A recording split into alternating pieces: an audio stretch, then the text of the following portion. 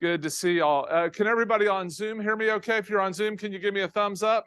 Thank you so much. Glad y'all can hear me.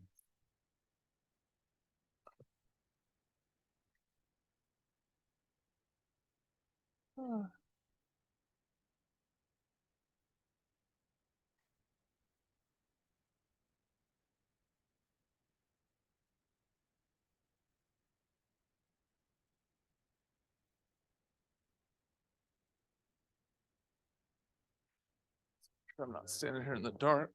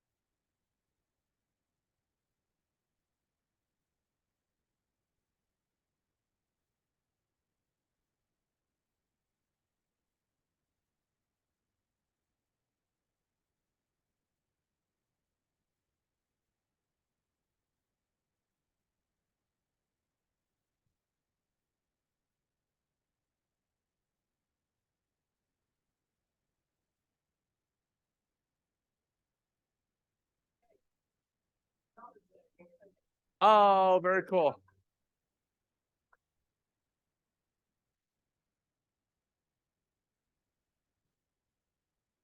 He's doing well. He's doing well. All right, good morning, friends. It's good to see each and every one of you. It's exciting to be with you today. And oh, wow, we're getting into some of my favorite stories in the Bible. Do you know we're in my favorite book? Y'all have heard that before, huh? So whatever one I'm in is my favorite. I've had a friend of mine who's of blessed memory now, Joette Basler. She was a professor of New Testament scholarship at Perkins School of Theology. Truly an amazing scholar of the first rate, gifted in Greek. And actually, if you have an NRSV Bible and you open it up to the editor page, if you have one of the Harper Collins one, you'll see her name as an editor. Like how cool is it to be an editor of the Bible, right? Kind of a neat experience. And so I got to learn from her. She was truly amazing.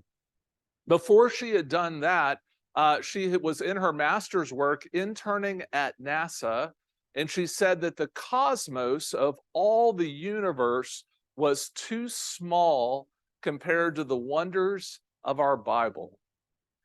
Isn't that beautiful?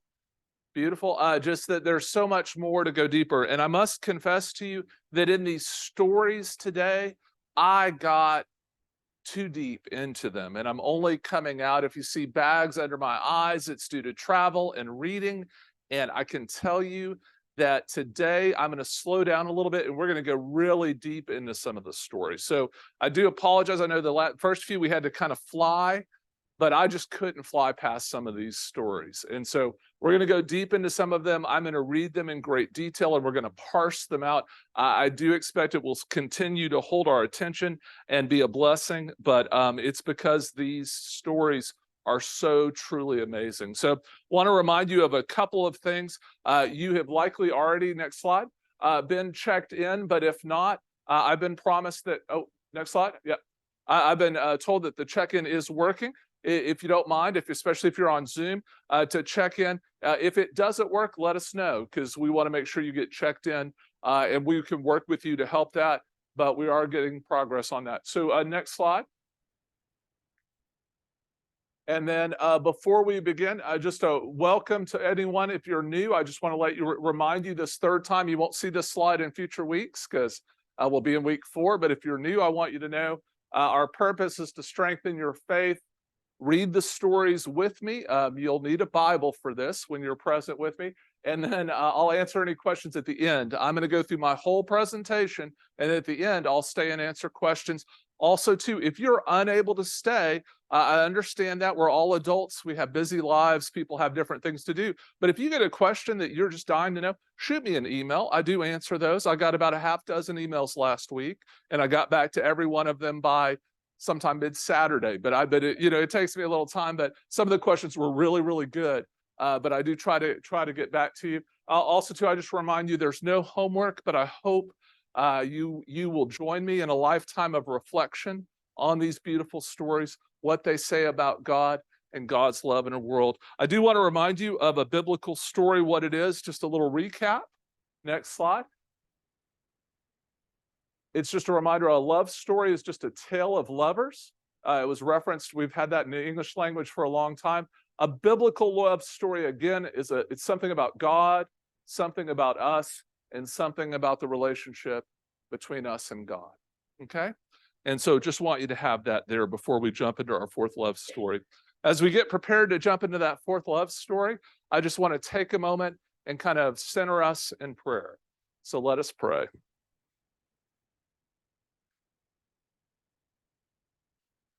Eternal God, we give you thanks and praise that before we ever knew it, before we ever understood it, you somehow set in motion a universe and world and place and time where we might be so abundantly blessed, where indeed your love for the world would be revealed, that somehow in these amazing stories of how all life began and how the world became as we seem to know it today, that even then your love was at work, your grace was moving, and your presence was being made known.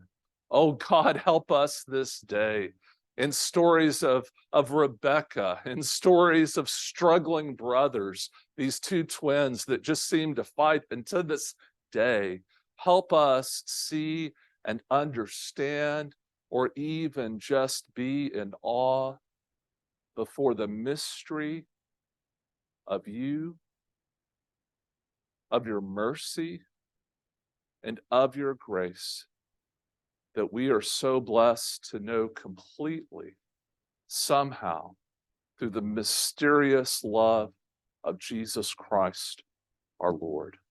Humble us this day as we approach these stories, and let them give us faith in you. Amen. Did I mention I really love these stories?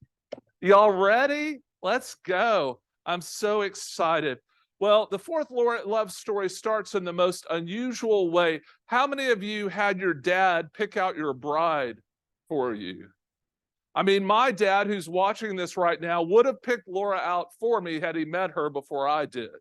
Okay? But I'm just saying, I met her, right? I met her off at school, right? Anybody in an arranged marriage? Well, you get a couple of those from time to time in the big city. That happens. People fall just in love in that cultural mindset in that way as they do today. So one of the things I need you to think through and kind of understand is that the time we're talking about is very, very different than today. Okay? They're not meeting at a high school dance. They weren't there at the USO before he's about to deploy, right? That they're not having a traditional kind of understanding of even, they work together and they always admired each other from a distance, and then one person's spouse passes and then the other one finds their way together. I mean, none of the traditional stories we see in our kind of context. At this time, if you had any money or property, you became married by someone arranging for that to occur, or circumstances falling in ways that made that possible. Also, too, a lot of men ended up married because they couldn't contain themselves. They slept with someone else's property, a child, daughter, cousin, niece, and then they had to purchase her. Okay? Again, this isn't a how-to or how things should be, right? It's describing how they were. And it's important we know that, because if you think it's like today, The stories and the heroism of Rebecca will be lost on you, but actually her courage is truly a source of inspiration and amazing. So I just want to kind of set that table for you. The other thing is we're going to be blessed in a few weeks to have something in the life of the church we call All Saints Day. All Saints Day. And in that, we're going to remember all those who have gone before to be eternally with God. What I love about that is that one of the prayers in our liturgy for communion that day, on both campuses actually, talks about the God of Rebecca and Isaac. And so, it's just one of those things of when does her name come up? For me, not enough. Not enough in our kind of normal stuff. But I just want you to know that this kind of naming that we're about to do and the kind of deep dive is something beautiful and something that's there in the story. So let's go to slide 6 as we jump into our fourth love story. But with that said, that everything's going to be different, what's really cool is in this story, there's actually love. Okay, because I don't know about you, I'm a little suspicious of Abraham. He was okay with her getting taken off too many times for me to be happy with him. I'm a little bit kind of worried that Abraham, how much did he care for anybody but himself? I think some people over here said, oh, but hold on, Brad, if Abraham gets taken, the whole people of God get destroyed. And I'm open to that.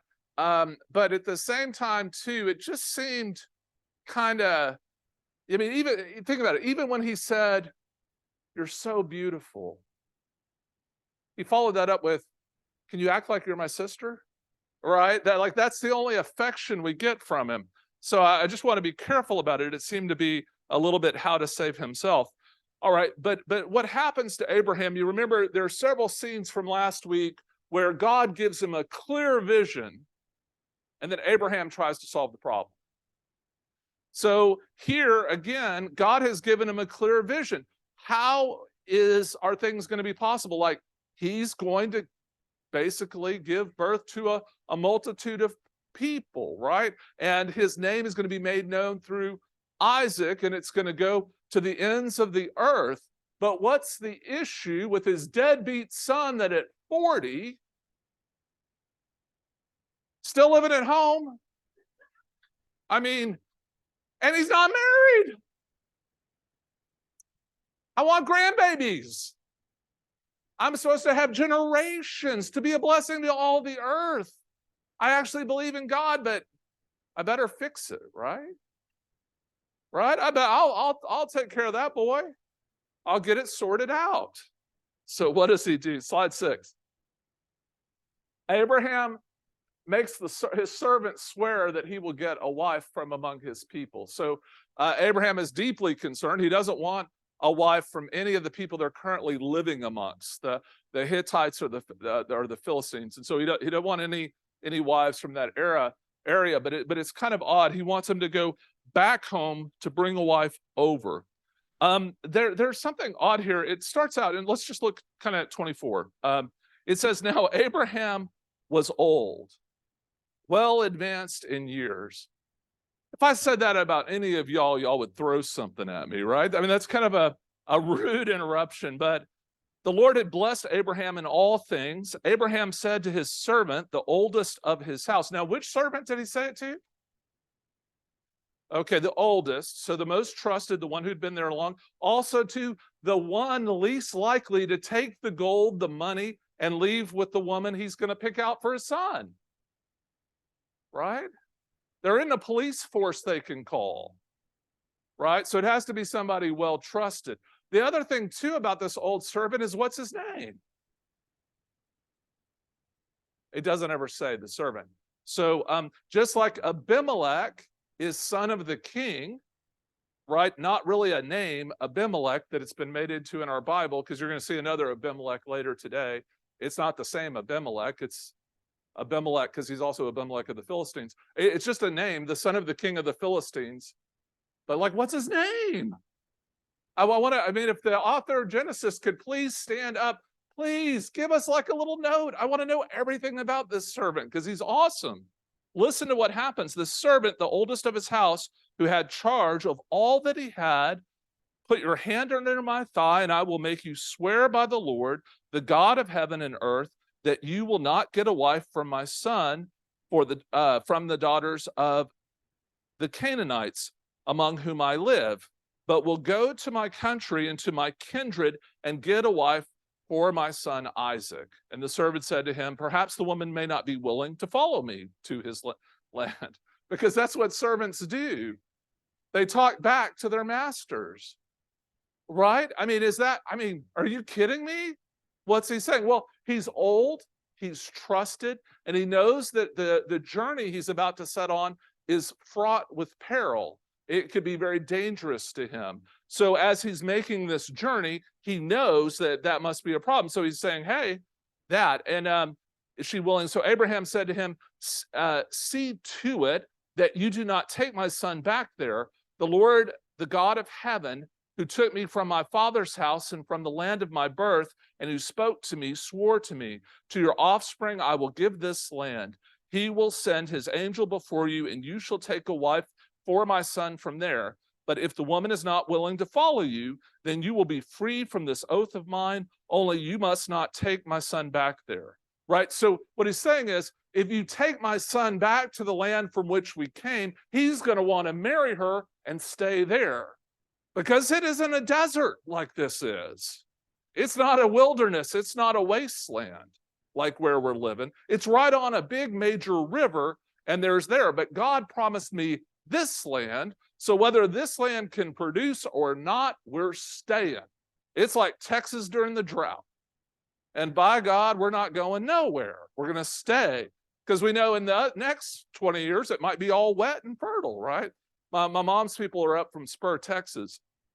And thank God I lived long enough to see a time when it was all green and beautiful.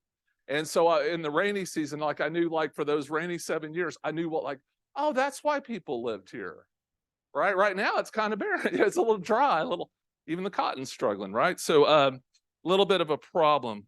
But there's this test they're going to draw, and the kind of wise servant here in slide 6 goes and says, if the woman is unwilling, you're free. But he says, hey, look, what we're going to do is we're going to go to the side of the well. Now, let me explain to you what these wells were in the ancient water. Have you ever lived without plumbing? Have you ever lived without plumbing or running water? Somebody has to literally carry all of the water to where you're at. My only real experience with this for any length of time was right after the earthquake down in Haiti, when Laura and I went in there to help in some of the rebuilding efforts. We were there after that, about 3 months after. And when we were there in that place, especially that first time, literally to shower, we had a 55-gallon bucket that was there, and you had a scoop that you could use. But even with that, the thing that made the school where we were at so amazing was it actually had a hand pump that would allow you to get water out. And all the kids and many of the women from around the surrounding hillsides in this, that was actually a pretty developed city, would actually come in, though, to that well at the school to get water, because all the public plumbing had basically stopped at the earthquake, causing all the pipes to break and the mains to be down while they were being repaired. So it was quite something to see and experience. But what this guy knows, the servant, who's a wise older servant, he knows that if he takes the camels there and he sees a well that is there by Haran, where the people are that Abraham wants his son to marry, there at that place, he'll be able to kind of pick out the good-looking ones. He's people watching. Why do they wear sunglasses on a beach? You thought it was the sun. It's so the dudes can look at the figures of the women, right? And so he's sitting there checking them out, seeing what's going on. Now, thankfully for them, he's set up this test. Now, part of the thing that's there with this test is kind of found of how do you pick a bride? Also, too, knowing that if he doesn't get a bride that wants to come back, or he fails in the test, he gets to go home. Like if she fails on any point, he goes back home. He gets to go back to sleep and rest and do his thing, right? I can just tell you, when you're traveling on a long journey on a mission like that, the sooner that's over, the better. So there's this kind of peculiar thing that goes on. Next slide. How do you pick a bride? And he says this to the servant: the woman who says, drink and I will water your camels, she's the one. So it has to be a woman that isn't just thoughtful enough to say, oh, you aren't from here, right? Because remember, in the ancient world, it's not like today. Today, everywhere in the world, people wear blue jeans and soccer shirts or polo shirts, and it's hard to tell where people are from. Back then, even village to village, tribe to tribe, you could see at an instance that a person wasn't from there. Okay, and so what we have here is clear visibility. This person is from another place. Okay, so she can see that he's not from there. So it's going to have to be a woman that would literally give water to a stranger, and then upon seeing that the stranger had camels, offer to water them as well. Are you kidding me?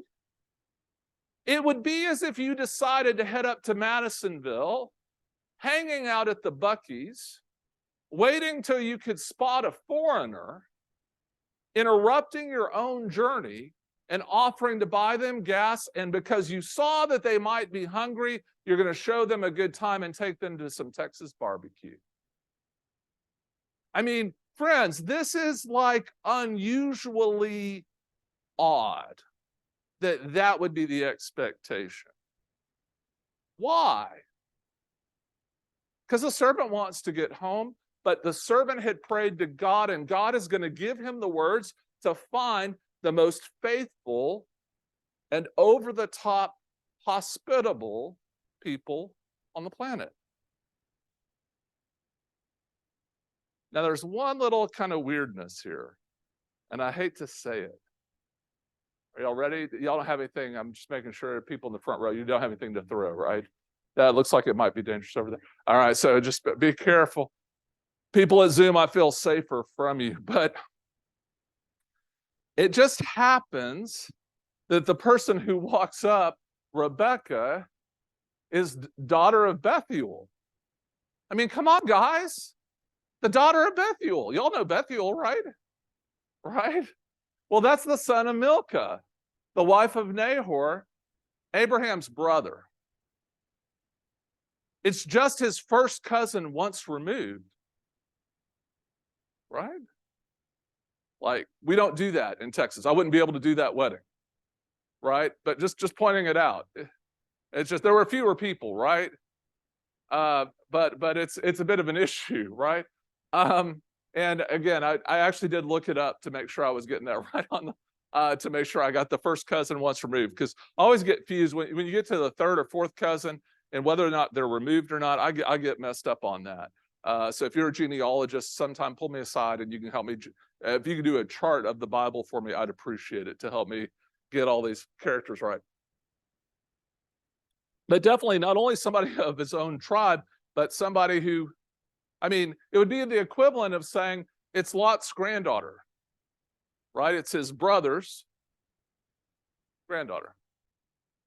All right, but they explain it a little further so you don't get off put by it, because it's an issue, right? We know that that's not a good idea generally. All right, there in slide 8. But throughout the whole story, what I love is you see a deep trust in God. So Abraham now has been kind of disciplined by God and shown all that he's going to get. I still question, there's a little bit of he's still trying to kind of be God and matchmaker here. That's a little bit troubling to me, but he does at least keep his son in the land that God had given him, and he's trying to live within his covenant. But, you know, he's an overfunctioner. Some of y'all are overfunctioners. You appreciate it. You can't not, like, fix it. You got to go in there and you got to fix it, you know. But sometimes when God tells you, I get somebody to own it. So, but sometimes the truth is when God's given you direct command and order, Don't violate God's command, because sometimes the learning we need and the growth we need to experience only comes through not fixing it, but letting the other person in the next generation do their thing, right? So there's this beautiful oath and obedience. There's the memory of what God had done. There's a beautiful passage there that walks through that. There's then the servant. I'm amazed by, really, truly beautiful. You remember, one of the things that God says early to Abraham is that the faith you have won't just be for you and your family. It's going to be also for your servants. And that's why they also have to be circumcised, right? And then it's going to be through you and your family and your whole household that the blessing will come to the whole world, right? So it's a beautiful thing. So this servant actually has amazing faith. This servant sits there, and he prays to the Lord, please grant me success.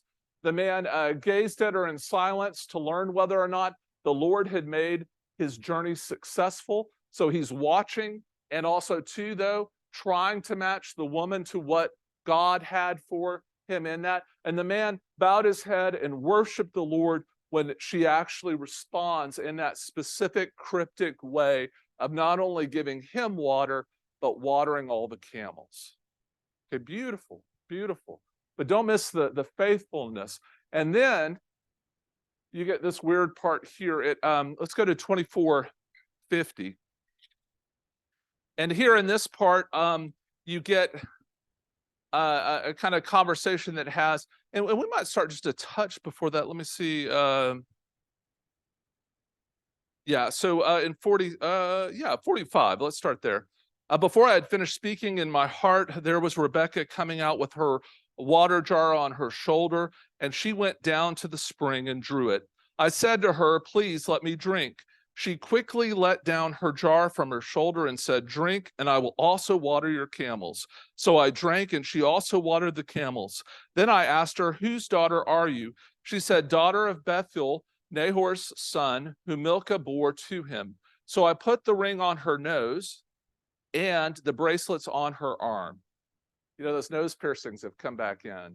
I don't really care for them, but hey, it's just there. Hey, when you see somebody have one, don't let it bother you. Just tell them they're being biblical. Then I bowed my head and worshiped the Lord and blessed the Lord, the God of my master Abraham, who had led me by the right way to obtain the daughter of my master's kinsman for his son. Now then, if you deal loyally and truly with my master, tell me, and if not, tell me, so that I may turn either to the right hand or to the left. Then Laban and Bethuel, you remember who Laban and Bethuel are, right? Abraham's brother and his nephew, effectively, answered, the thing comes from the Lord. We cannot speak to you anything bad or good. Look, Rebekah is before you. Take her and go, and let her be the wife of your master's son, as the Lord has spoken. So why is all that going on? Because that's how you did a wedding. That is that they're making a marriage contract, an agreement between the men about what's going to happen to this poor woman. Okay, so just understand, I didn't say this is a how-to or how it should be. I'm just saying that's the way it was. And so what you're hearing in on here is that internal conversation that happened where the servant, who's older and trusted the top servant in Abraham's household, has been sent to now over in this other country negotiate a contract for this young woman that he picked out at the side of the well. And oh, Eureka, he hit the jackpot. He got the right one. And they're okay because what had he done? He brought gold. He has money. He has camels. She is going to have a life she never dreamed of. I mean, it would be, it's Robert Redford flying in the private jet.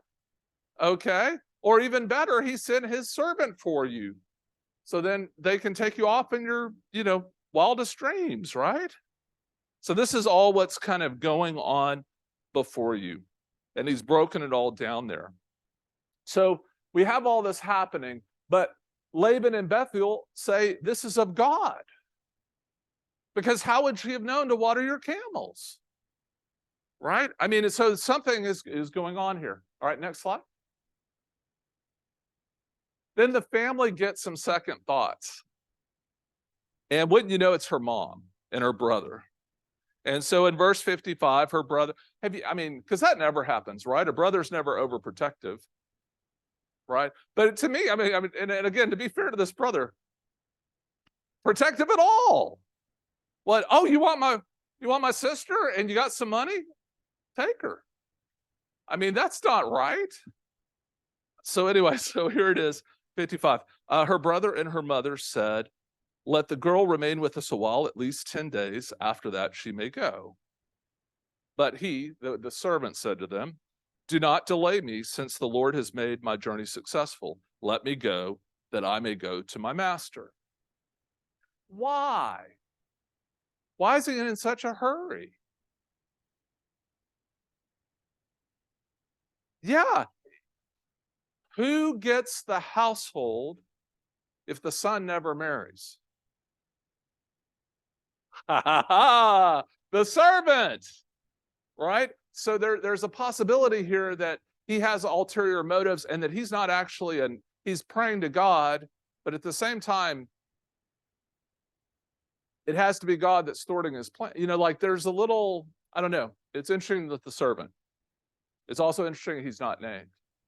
Because if he was faithful and loyal, guess what? We would know his name. Right. So there's a little something with the servant that's worth kind of exploring. But these second thoughts from the family, and then the most unusual thing happens that we hope is normative today. Yeah, thank you. Peggy's yelling out, ask her, right? Yeah, it's crazy. So here they say in 57, they said, we will call the girl and ask her. They don't do that. Yeah, that's what Peggy's saying. This is very uncommon. We're not going to see this much in the Bible. All right, but it's beautiful. Thank goodness. And they called Rebekah and said to her, will you go with this man? Because what had Abraham said? Remember, Abraham had always said it would be her choice. If the woman will follow you and come back, then it's all good. If not, I let you out of this. Right?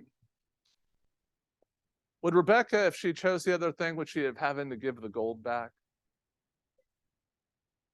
There's a story. It was a bit tragic. I think I could tell this without giving it away. It happened in Lufkin not long before Laura and I had gotten married, and so we were registering. And Laura told me a story of a bride who had filed a registry, and had some stuff, and they broke up before the wedding, and it was, of course, one of the most devastating things in these two young people's lives. But as sometimes people do, some of the people in town started asking, when's she going to bring the stuff back that was in her registry?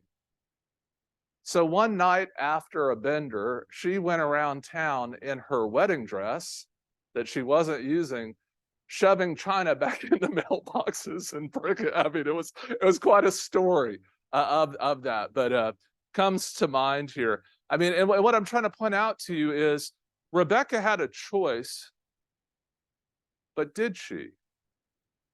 Yeah, thank you, Peggy. No, not really, because no woman in that day and time is going to keep her family from prosperity for her own personal desire. Okay, so that's just that time. That's also that social setting. So of course she's going to do what seems to be right for these people who have gold and camels and all these things that you typically only find in Egypt. So let's go to the next part here. We'll go to slide 10. And I put kind of love at first sight, question mark. There are no children in the room, right? Right, because this is adult material. This is Adult Swim, okay? I mean, if the kids knew what was actually in the Bible, they'd all be wanting to read it, okay? But this is one of those scenes. So we'll pick up here in verse 62. So now Isaac had come from Bir Lahoiroi, and was settled in the Negev. And Isaac went out in the evening to walk in the field, and looking up, he saw camels coming. Now, I mean, I know he's a son, but he's 40, and dad's main servant and a bunch of camels went away.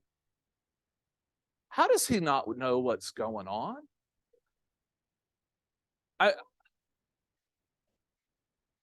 Oh my gosh.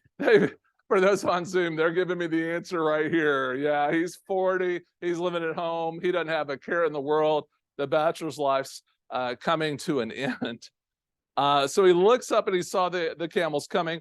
And Rebecca looked up, and when she saw Isaac, she slipped quickly from the camel and said to the servant, "Who's the man over here?" Remember, because they're in a kind of train, so they're not racing. It's not, these aren't horses, okay? They're just kind of meandering through. I should have brought y'all. I could have put a picture for tonight. I'll try to get a picture. I've got a picture of Laura on a camel. I'll put up there for you sometime. But they're walking on this camel kind of slow. So she slides off and stuff, and she asks, "Who is that?" And hears that that's going to be her new husband. So then she puts her veil on to be appropriate and all of that. And so she took her veil and covered herself. That's the end of 65. In 66, and the servant told Isaac all the things that he had done. Then Isaac brought her into his mother Sarah's tent. Now you remember, Sarah had passed, right? So he brings her into his mother's tent. He took Rebekah, and she became his wife, and he loved her. So Isaac was comforted after his mother's death. That's how marriages were done. And that's what's there. What's unusual is that the Bible said he loved her. That's different. We don't quite get that in Abraham and Sarah's story. Okay? We get a different understanding of beauty and those things, but the love kind of is a little bit unique here. So kind of a weird funeral ritual too, just kind of so, but is it possible he couldn't get married till his mother died? I mean, nobody's ever known someone whose mom was kind of over involved in their life, right? Oh, whoa! Y'all give me personal names though. What a presidential candidate, but some others were naming high school friends. I mean, so wow, be careful there, friends. Some of them are still living. Okay, not that one. But that kind of over involvement is there. So it's a beautiful story, but I do want you to kind of hear about the love. Now, the thing that's odd is that there's love, but there's also, again, Abraham trying to solve a problem that God said God would deal with. And so I think when we get to the next episode of what happens, I think we need to keep that in mind, because it doesn't go as you expect, right? And I wonder if that ever happens to us. I mean, all of us, we go through life, we find a person we love, and with whatever weird custom or ritual that our particular time has in place, we get married, we fall in love, we're happy, and we live happily ever after. All of our children are beautiful. They never, ever cry. There are no dirty diapers, right? They're never up sick at night. Is that your children? And they never fight. Have y'all ever had children fight? Never had to get in between them and sort them out? Danny, you got a world coming for you, brother. You got that first one. He's all in the perfect. He's sitting back there. So Danny, it's all with his new baby. But yeah, there's a world ahead. And so I want to talk a little bit about, since we're talking about love stories, I want to talk about the life that happens after those love stories. So let's kind of go to that next slide. And next slide after that. Yeah, so Abraham, after providing a wife for his son, Abraham does remarry. We do get the death of Abraham there. All of Ishmael, remember Hagar's son by Abraham. You also get an acknowledgement of all his concubines as well. So yeah, all of that gets kind of sorted there. And then we're told that Isaac prayed to the Lord for his wife because she was barren, and the Lord granted his prayer, and his wife Rebecca conceived. And so we have that she is now pregnant. But as we go to the next slide at 13, what we see is that God's blessing kind of overabounds, if you will, because now they're going to be twins. Has anyone ever survived twins? Yeah. I mean, it wears parents out. You better have both of them an arm at each time. They cry at the same time. They're on the same cycles. It's literally twice as much work. Any triplets amongst y'all? Okay, good. You look a lot more tired or haggard than you do. But it's real. There's this kind of fascinating. I mean, I know I don't want to be, again, I have not had to bear the children, because if we did, I would have never had any children. It wouldn't have happened. So I'm not making light of anything that I don't understand this much as I do childbirth. But here in 24, well, I got that wrong. I think it's 25:22.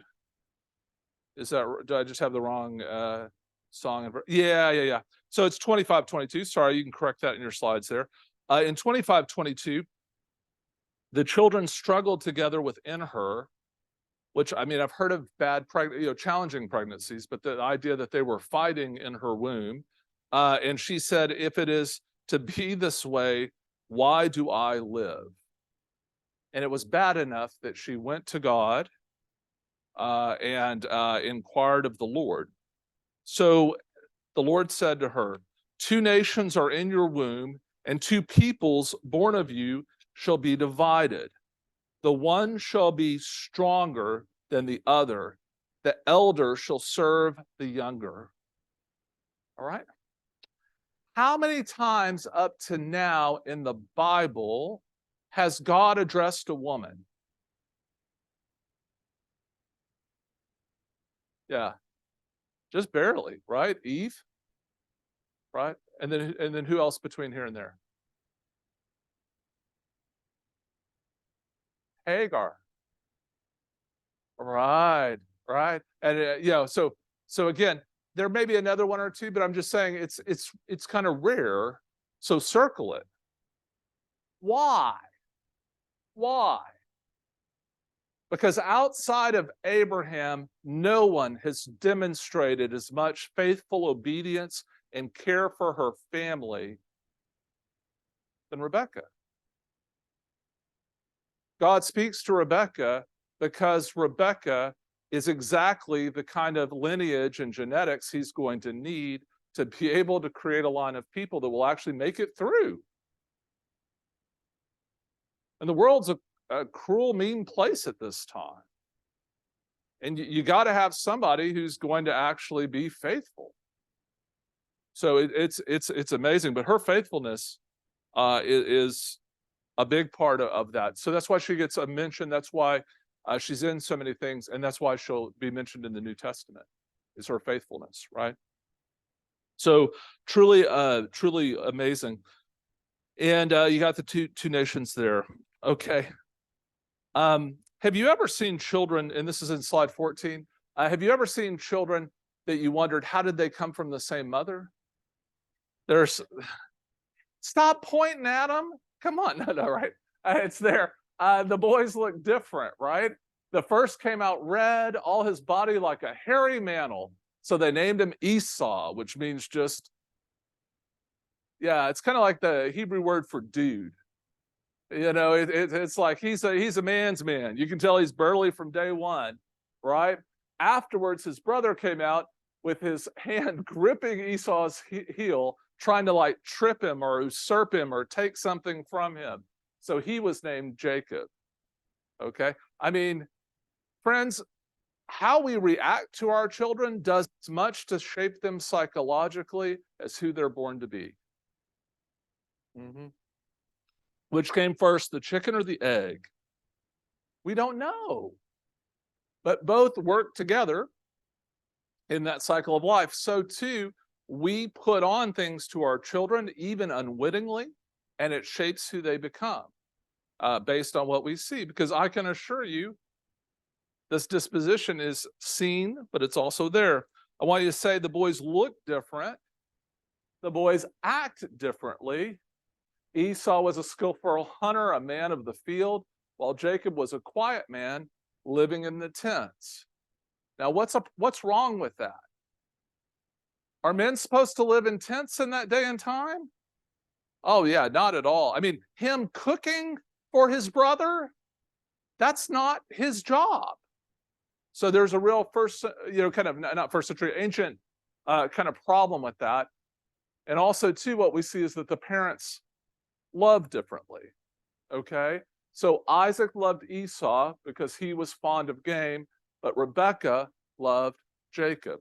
And so you get a kind of a wedge and division. So the struggle in the womb creates a division in the family. And I know that's never happened in our families. You've never had a child say to you, you always loved whoever more. All right? I mean, none of y'all, of course. Only, y'all look up. Only me, right? And so, it's a real phenomenon that the Bible's capturing here, something that happens. It's a story we can kind of relate to, but it plays out in what I might say is the most unhealthy way. And it brings me back to something really important when you read the Bible. I don't ever trip over the stories because they're way so human. But what they excite me in and what they remind me of is God still worked in the middle of all these messed up people. It gives me hope and it causes me to be looking to see. I'm not saying y'all are all perfect, but in those other people, can God yet move in them or in their life? So we get only the way brothers could do. We get one really expensive bowl of stew. You ready? Next one. Next slide. Yeah. Jacob was cooking a stew. Esau was famished. He says to Jacob, let me eat some of that red stuff, for I am famished. And literally Esau gets the name Edom because it means red stuff. Okay?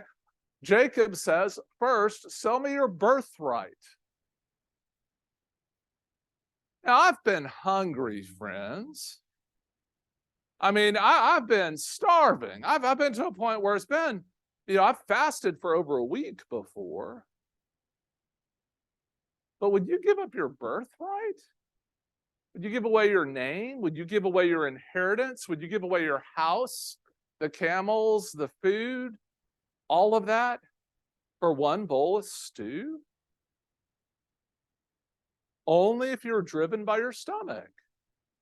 Only if you were just a bundle of nerves who went and hunt and did this and this and did that and was just whim to whim to whim. Doing these different things, right? That's the only way that you would do that kind of thing. But I mean, he comes from Isaac, who was clueless. I'm just saying, it's a funny story here. But he does it, thinking again, I'm about to die. Of what use is a birthright to me? He says he's famished, but we don't get any backstory. I wish it told me. But you're supposed to understand that Esau is a person of, he's not of mild temperament. Okay? He's driven by his body's desires and nervous system, right? How would he do being the genetic giver to the people of God, right? It doesn't mean that God can't work in someone who is driven by their passions, but is that who you really want leading the family? I don't know, maybe Isaac wasn't so off, but let's see. We get here and Jacob gives Esau bread and lentil stew. Again, the most expensive stew I've ever heard of, right? All right.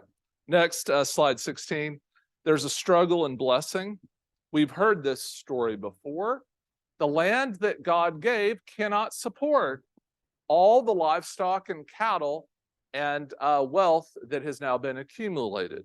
Remember, that's why Abraham and Lot had to separate their flocks. That's why Abraham had to go down to Pharaoh in Egypt, okay? So God appears to Isaac after this famine.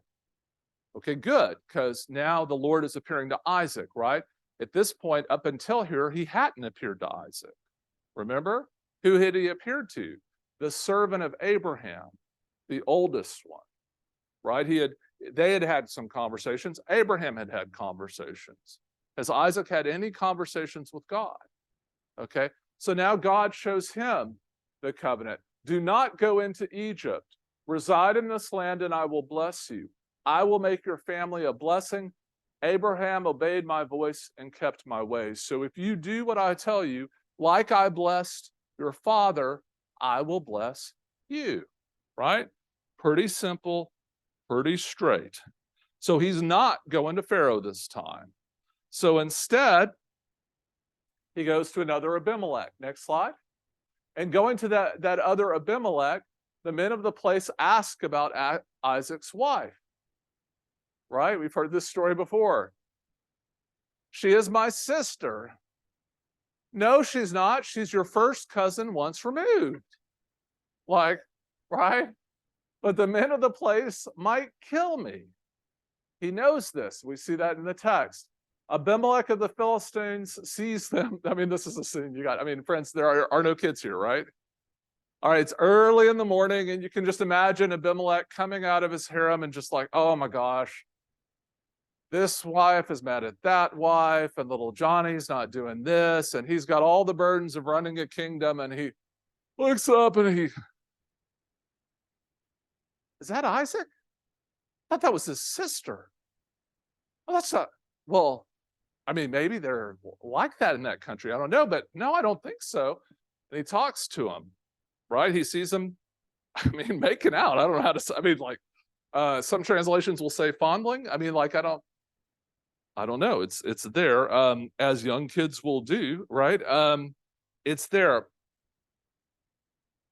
You get this kind of thing where he confronts him.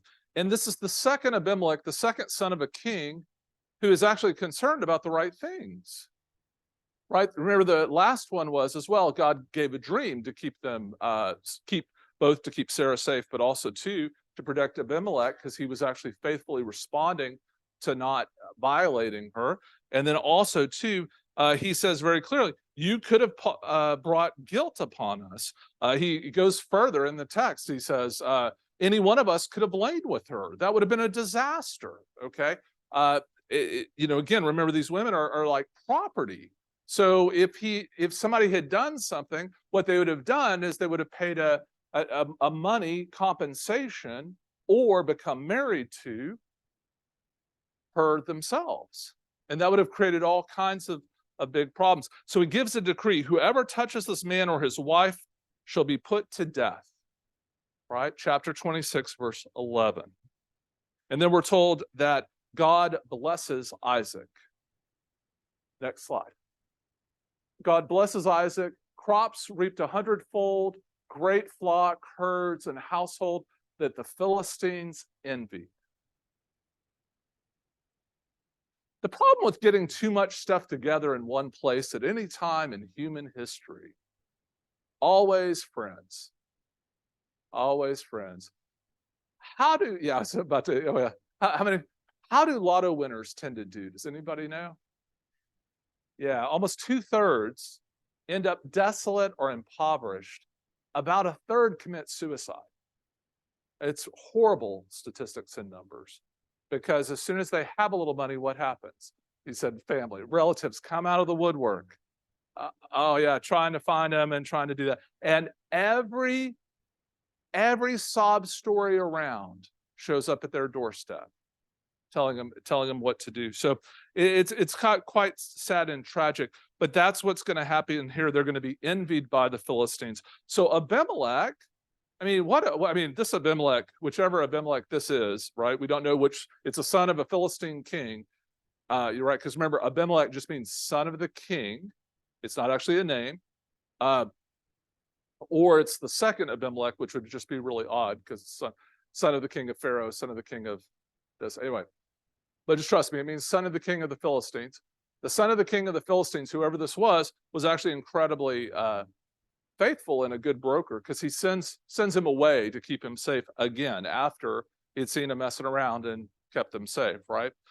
So then Isaac digs. They settle in the valley of Gerar, and Isaac digs the well. It's the time of Abraham. He renames the well. The herders of Gerar quarrel with Isaac's herders. The water is ours, even though the well had been filled in. And anyway, there was a big argument. All that to say is he moved and dug another well, and God blesses that well. You'll see that in a minute. Then God appears again. This is slide 20. Isaac goes up to Beersheba. I am the God of your father Abraham. Do not be afraid, for I am with you and will bless you and make your offspring numerous for my servant Abraham's sake. And so here, Abraham is faithful and builds an altar, and his servants dig a well, right? Really outstanding here. And then the unthinkable happens. Go to slide 21.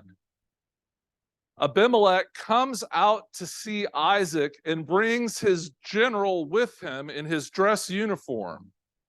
I mean, here he comes, right? His name is Phicol. And so Phicol and Abimelech are there down from Gerar to see Isaac. If a general is going out in this way, usually he's spying ahead of the army and trying to probe and find weaknesses. And so rightly, Isaac is like, hey, Abimelech, thank you for all your help. Why did you come to see me? You sent me away. But then the Lord, it says in verses 28 and 29, just to paraphrase, the Lord has been with you. Let's make a covenant. We see how powerful you've becoming. And so they had a feast together. And the next day, Isaac's servants find water. So the land they're on will be able to sustain all that they've had, right? You'll see in slide 22, a double slide apparently. Slide 23, we have a little bit of favorites and blessings, and this is my favorite story, but we're kind of right up on time. Give me 2 minutes and I think I can get this. It's just wild. There's another stew story, because apparently that's all they ate in the ancient world. Really, we have a situation where especially Isaac can no longer see, but he loves game from the field. So he sends his brother Esau out, who's the huntsman, to go get him some game and bring it back. And in just about 2 minutes, all of a sudden, his son appears back in front of him and is right there with him.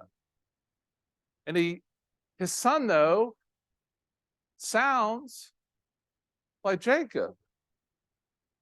But he rubs his arms and he feels his chest and he feels like Esau. He says he's Esau and he has the stew. When asks him, hey, how did you get the food so quick? He said, oh, God blessed me abundantly to find the game. Like father, like son, hungry, he's willing to give a blessing because the stew's made exactly how he likes. But at one last moment, as his son Esau kind of draws near, he smells. He smells like Esau. It must actually be Esau, right? Come here and kiss me. And Isaac blesses Jacob, not Esau, right? Esau returns in 25. And how do you think that went? Slide 25, please. Thank you. Isaac asks, who are you? And we're told that Isaac trembles violently upon finding out that Esau has come back now. By the way, still quick, God had blessed him, and he comes back in minutes and not hours. And then Esau cries out, bless me also. And at a later point, he'll say, have you not reserved a blessing for me? I mean, like, what kind of father doesn't provide for both? A father that loves one son but knows he can never rule. Right? I mean, this is court politics, guys, and it's ugly and brutal. It's not the way a family should be run. There's nothing godly about it. It's just he knows that this one son can't run the family business. And there it is. And so Isaac replies, I have already made him lord over you. And Esau weeps. How do you think Esau feels about Jacob? Right? He hates him. Of course. Of course he would. In some ways he should. He was grabbing my ankle in my mother's womb. What was the cause of the struggle? It wasn't Esau. Esau was fat and happy. He just wanted to hunt. He just wanted to golf and play and go out and see a few things. That other brother, he's always trying to get an advantage. So anyway, next slide real quick. Jacob, of course, flees. Mom says, stay until your brother's fury turns away. Isaac blesses Jacob again, which is kind of odd. It's why I'm going to go ahead and say that I believe that Isaac knew what he was doing. He was willingly deceived. He knew what had to be done. He just didn't want to do it. And then next slide. Jacob and Rachel, y'all ready for that? It's really cool. You're going to have to come back next week. All right, next slide. I know, but we're up on time. So making love real in our lives. How does God fit into your plan? Might be a question I would ask from this when I look at think about the different characters and think about how they try to plan and they try to overfunction and Abraham tries to do things. So how do you leave space for God to move in your functioning? Would be my question for you. The next question I would ask you is, in your time of trouble, do you inquire of the Lord? And here I'm thinking about Rebecca when the twins are struggling within her womb. Do you go to God? And then how have you experienced God moving in your life? Because I don't think it's just twins that struggle and move in the human body. I believe that God moves in our life and does amazing things. So I'd be interested to hear, this is how God moved in their life. And when you read about that and learn about it, do you ever see God moving in the events of your life? And what would it look like to take a moment one morning, 20, 30 minutes, and just jot a note about it? If you need somebody to help hold you accountable to that, you can email it to me. But just write it down. I'd be interested to hear. Well, may God bless you and thank you. I'm sorry to go a couple of minutes over, but I appreciate your time. I will now take questions.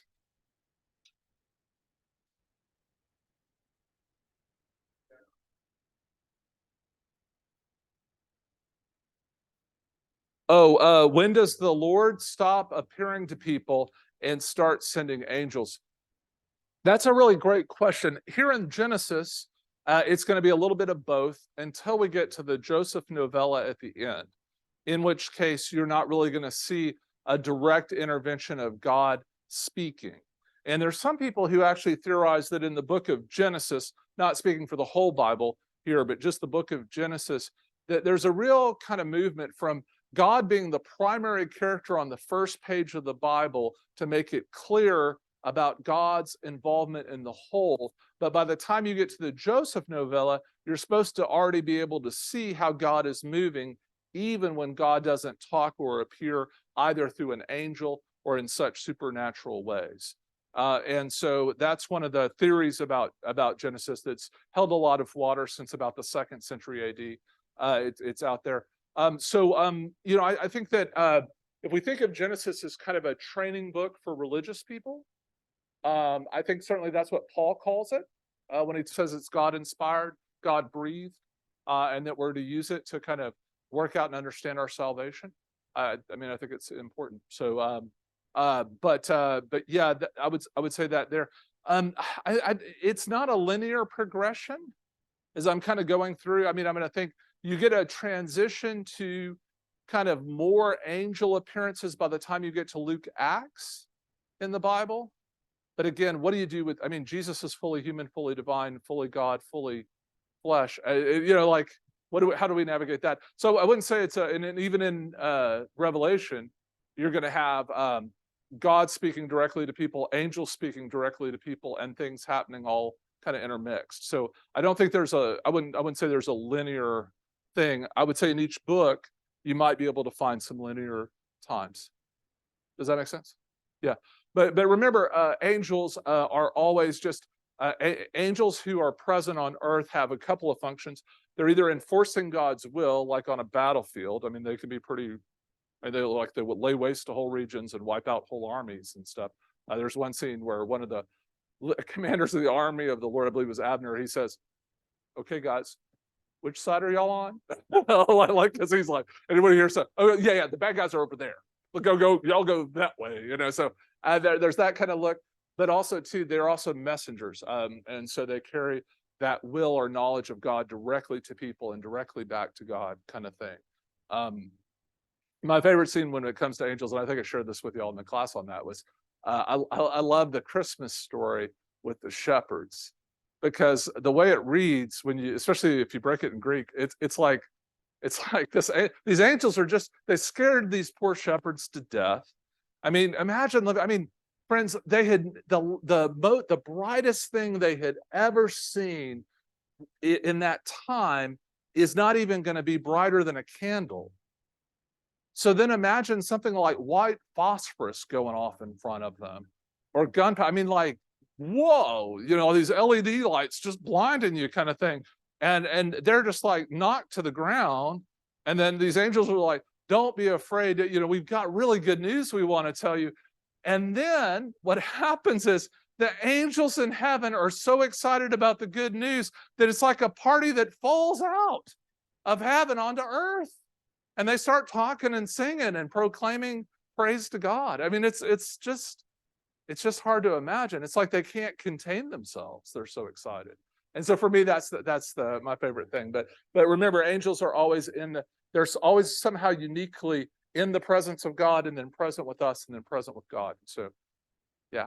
But there's not a time where God doesn't, like, there are times where God isn't mentioned in a book of the Bible or parts of the Bible, but there's not a time where God isn't speaking, whether it's through angels, dreams, other things, and it's all intermixed. Yeah. Great question. Great question. Yeah.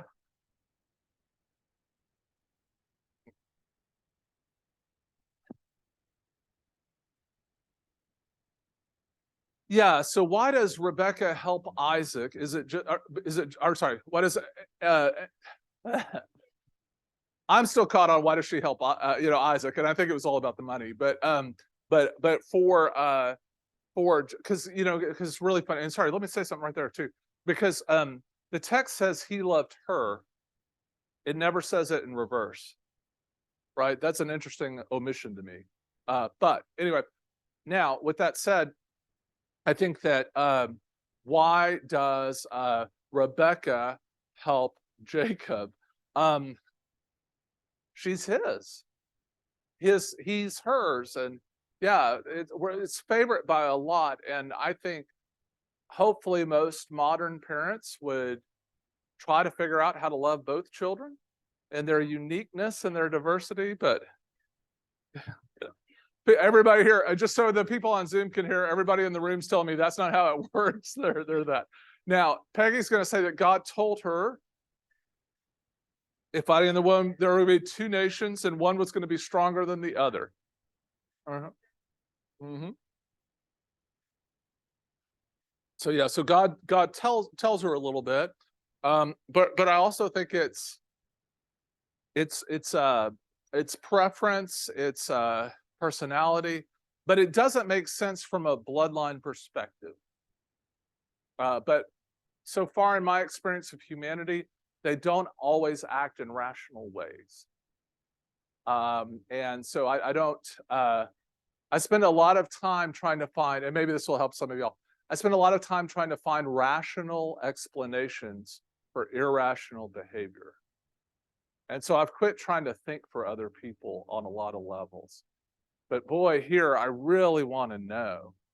But I think it's yeah, because it is fascinating to me why she alienates one of her own children, or why she doesn't have that abounding love.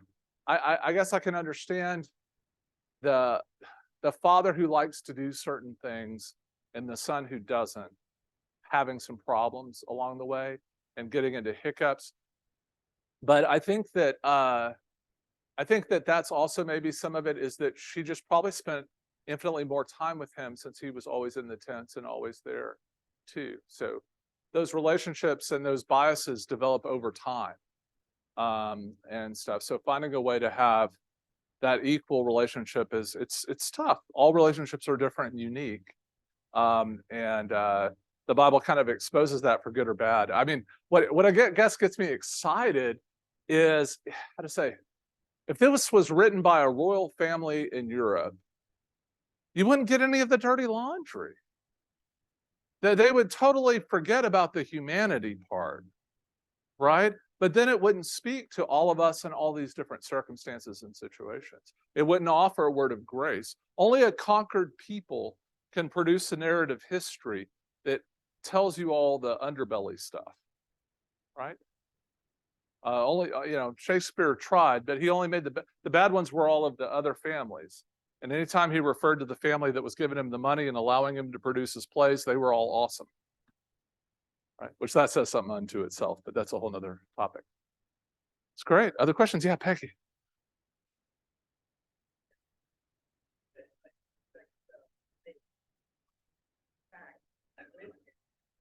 Yeah.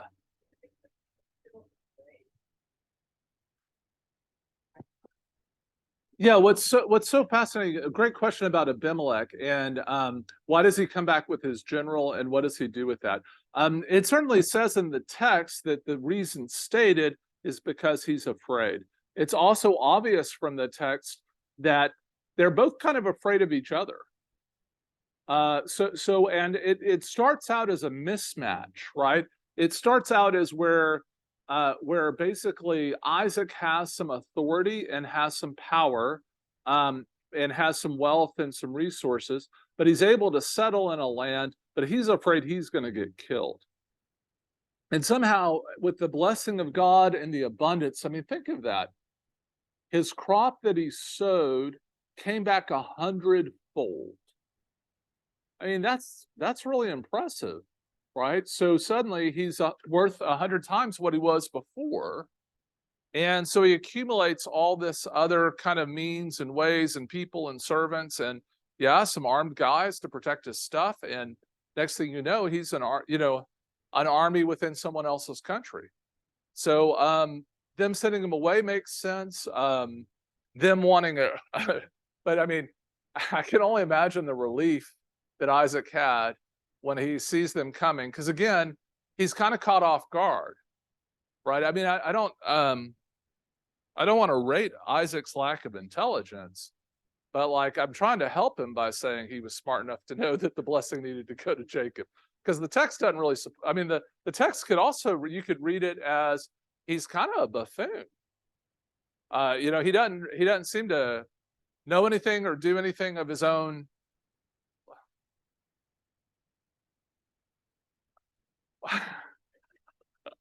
No, that's such a great point. And yeah, so no, yeah, right. Jason says I'm being a little hard on a guy who was tied up and almost killed by his dad on the pyre. So he may have cause to have been a little hesitant and reluctant and like yeah, and it makes you wonder too, like sometimes if how to say, some people who do something bad to a child or have a misfortune happen to a child, they overcompensate the rest of that child's life. Have y'all ever seen that? I mean, I have an imagination. I can see a lot of things going on in Isaac, but boy, I don't know how to read them. And I really wish the text told me more. I want more Bible, not less. I'm probably the only one who wants the Sunday readings longer. I want more detail, because I'm curious. It's I mean, it's such the thing about the characters in Genesis is they're so human, and it just jumps off the page at me as something I want to know more about and learn more from. So yeah, thank you.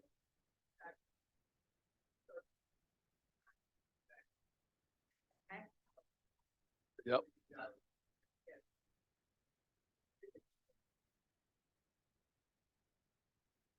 Oh yeah. Yeah. Do you think Rebecca was afraid of her life if she had said no? Um, I wish the text told me that. It doesn't. The context would certainly imply that. It's shame on the family because the brothers had already made the contract and had agreed. Um, so the likely possibility is a delay would have been acceptable, but it wasn't once he said it wasn't acceptable. The servant said it wasn't acceptable. So um, everyone had something to gain, but her per se, she didn't know what she was getting into. All that. That's right. She could have gone to a convent in the Middle Ages. That yeah, that is kind of predating that some. Yeah, in the middle. And for those on Zoom, they're saying in the Middle Ages they wouldn't have asked her. I I think though the thing I want to remember about her that I'm overwhelmingly blessed by. So I want to give her just a touch more agency than I did in probably my initial reading. If I'm going to be a little fairer to her, I was making some I was setting that up for other things later to talk about. But if I go back and just look at her, right, and try to pull her out separate, you know, I want to. How did she know to ask for to water the camels? Some people are generous of nature. Some people are trying to do everything possible to help. Um, so I've got a little. I might be hard on Isaac, and I probably should give him more grace for nearly being, skewered by his father, right? But I probably give her a little more grace because yeah, yeah, yeah. And Jason was reminding me how much water a camel needs.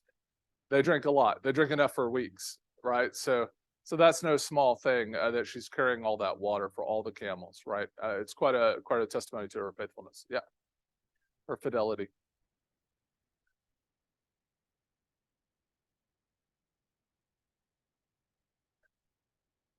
Oh, all right. Yeah.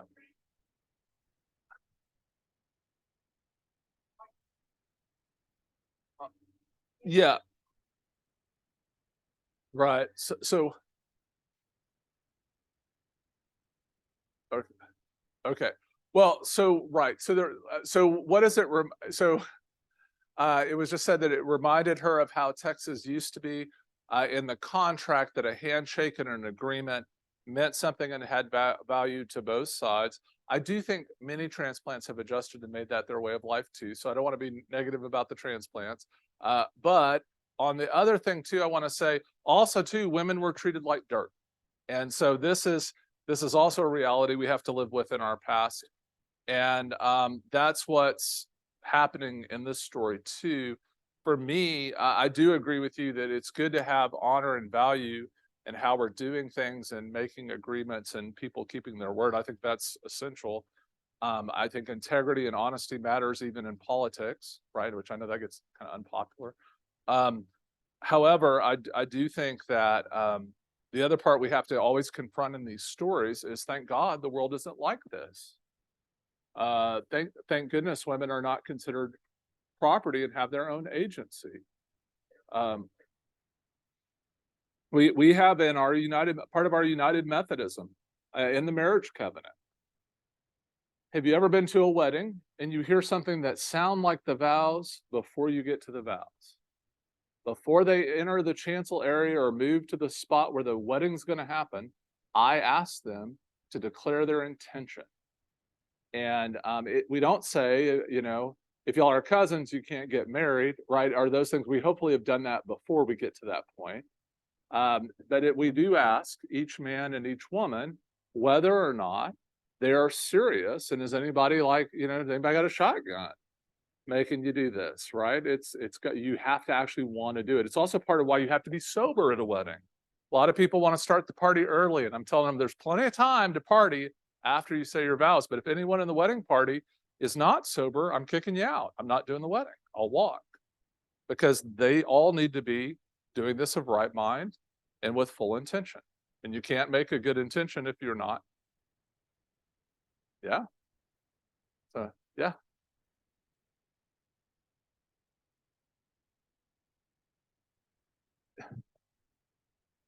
Yeah. So hospitality is such an important part of ancient stories. So you aren't surprised by the watering of camels. And what I want to just submit to you, because I think you're really on to something there, I want to even go further and say it's because of Rebecca's faithfulness that hospitality becomes such an important part, right? There's a story of Abraham's hospitality that stands out. Now there's a story of Rebecca's hospitality that stands out, and that she's part of the setting of something that will later become a cultural norm and expectation. So, but I think you nailed it. I mean, absolutely. And that's why God has chosen her to bring into this family. And it's why sometimes when people are talking about the blessings of faithfulness and fidelity, and then focusing in on the hospitality in this way, that they don't say Abraham and Isaac, they say Abraham, Rebecca, and they go generation by that way. But yeah, you nailed it. Because more in her generation, more than any other person, she embodies the kind of faithfulness that's going to be needed for the future. And it's what's going to make the later faithfulness so important and available to us.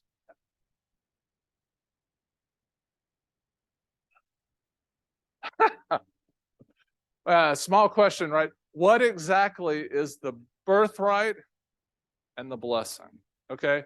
The birthright is simply the contractual obligation for all the property and stuff. Okay. The blessing's a little more nebulous. Okay.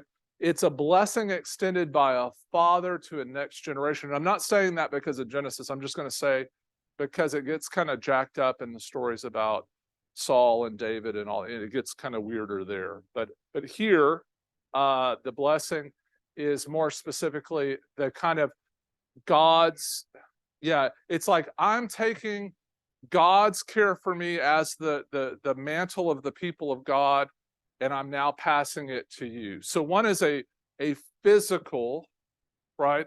One is think of it like this in a kind of more medieval modern way.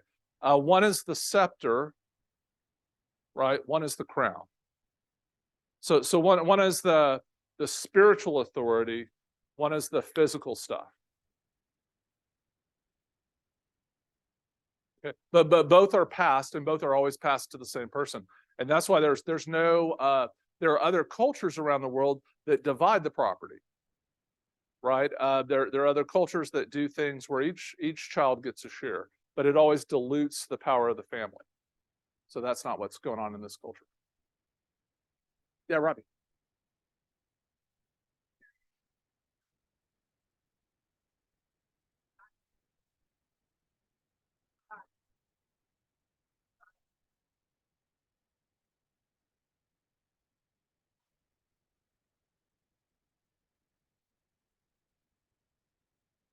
Uh-huh.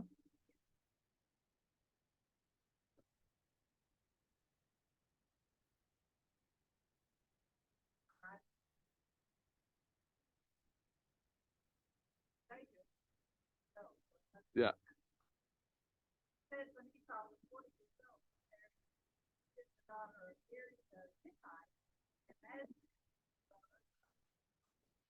Mm-hmm.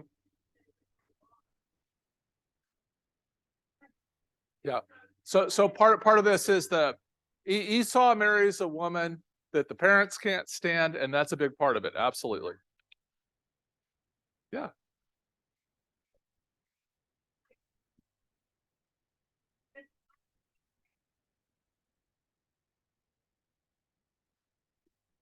So hold on. So Robbie, come on now. Let me break it down for you. Do you think sons do everything their parents tell them? She's asking, how did Esau end up with this Hittite wife? Well, he probably I mean, we already know he can't control. I mean, I'll spell it out as much as you want. Stop me when it's too much. Okay. He can't control his belly. He can't control his mouth. He's got to hunt and go in the fields, and whatever he sees, he's got to have and control and conquer. He gets in a situation with a girl that he shouldn't have. He's got a Hittite wife.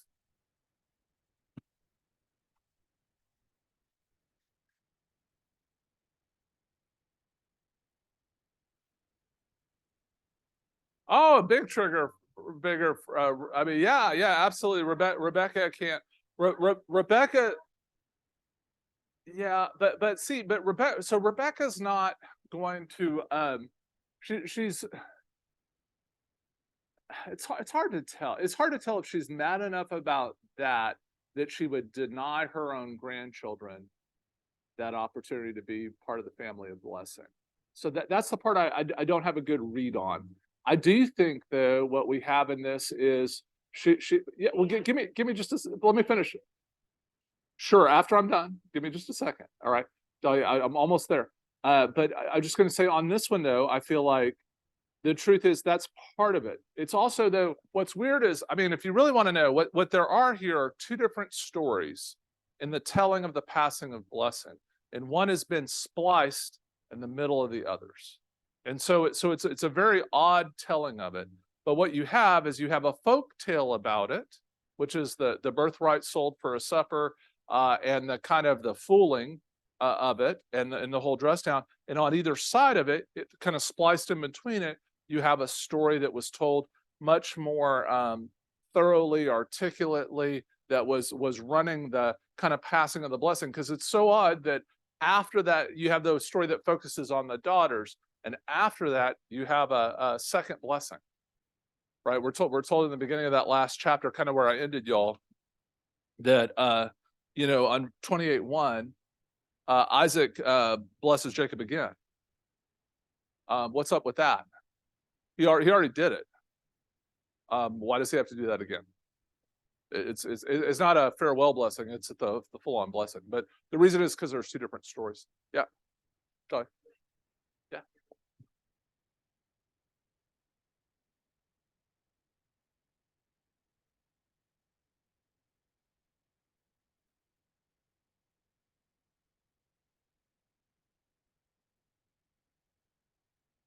Right.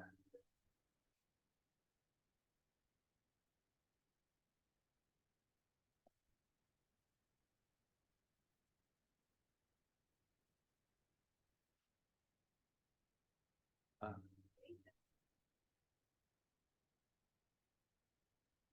uh-huh. Right.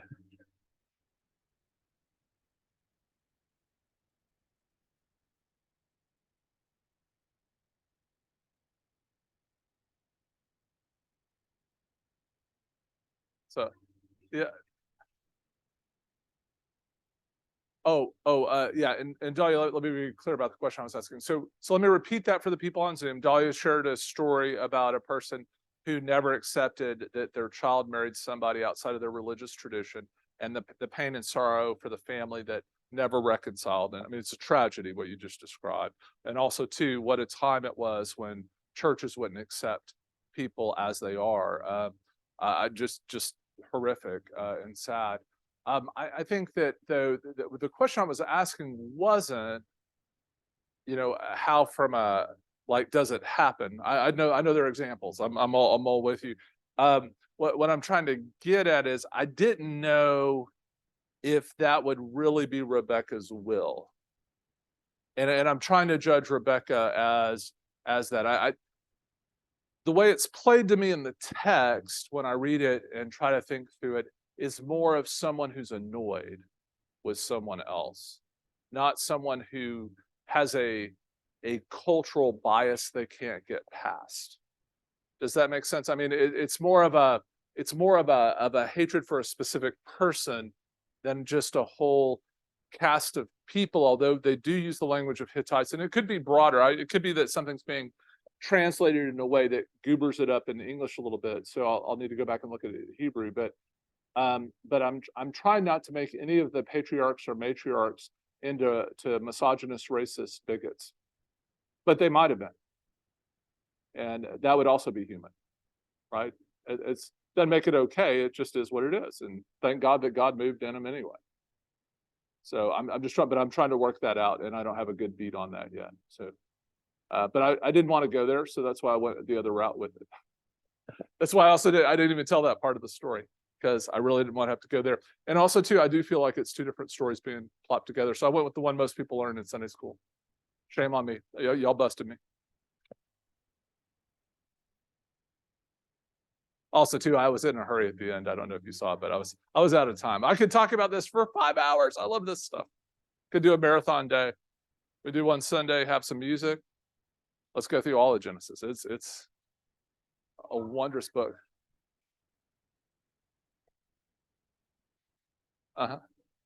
That's right. And yeah, I mean, so that's the thing. Again, I want to just be so clear, because this is the fundamental difference between us as Methodists and like everyone else. There's a peculiar focus on human action in a lot of things, because many of us are worried about the questions of what do we do, right? These stories aren't about what we do, other than they're stories of how to be faithful, how to be hospitable. You can pick some stuff out of that and try to play that card. But the reality is, God loved a bunch of people who were jacked up and not obedient, and loved them anyway. And what we've got to get right as Methodists is our response is what matters. Remember, we believe God initiates with love and grace into our lives, and then we respond to that love. We live in a world that says, oh, no, you have to initiate your relationship with God. That is just a fabricated lie that pretends there's a bunch of people outside of God's grace. No, God is wooing each one of us, pulling each one of us back in. And if you think it's something you did mattered to God, you're just out to lunch. No, what matters to God is your response to God's love. And when you see the joy and depth of God's love, how could you not want to be part of it? It's so much bigger than we are. So again, I want to just be real careful here with Genesis, because like I think that a lot of my Baptist friends, they try to make this into a how-to, or the people of God, or David, or these other people. See, they did the right things, and you bad people in the pews, if you would just get it right and quit sinning so much, you could really, like that's the nonsense they try to preach. But that's not what the Bible says at all. That's actually getting it totally wrong. It's a book about God's grace beginning to end. It's a book about God's love so thoroughly breaking through our weirdness and humanity that we're there. But somebody needs a flower. I've got flowers. I've also got 2 things I got to get to between now and 12:15. So I'm going to be booking it. But thank y'all. And I'll take questions for